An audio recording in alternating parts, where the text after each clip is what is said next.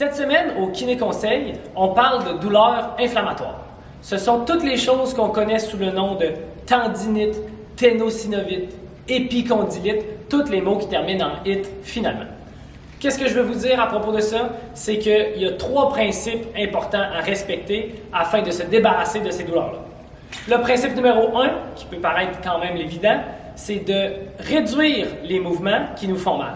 Donc, par exemple, dans le cas de l'épicondylite latérale, où est-ce qu'on répète souvent le même mouvement qu'on voit chez les travailleurs, par exemple, si on était en mesure de moins faire ce mouvement-là, ou peut-être le faire avec la main gauche, ou le faire d'une façon différente, plutôt en ramenant plutôt qu'en allant vers l'extérieur, ça nous permettrait de stopper ce qui nous crée de l'inflammation et de la douleur. Le deuxième point, c'est qu'on doit faire la gestion de l'inflammation.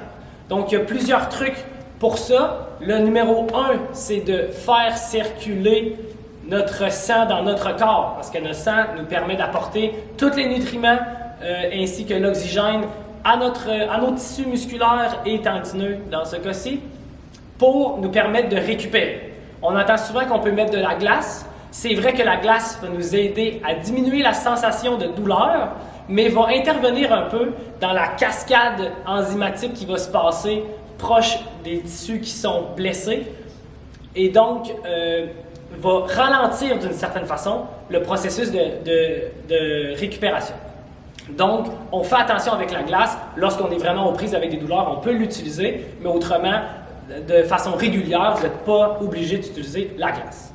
Et finalement, le point numéro 3, celui-là que les gens oublient le plus souvent, c'est qu'on doit reprogrammer, retravailler les muscles et les tendons qui ont été affectés afin d'améliorer leur capacité à tolérer de l'effort.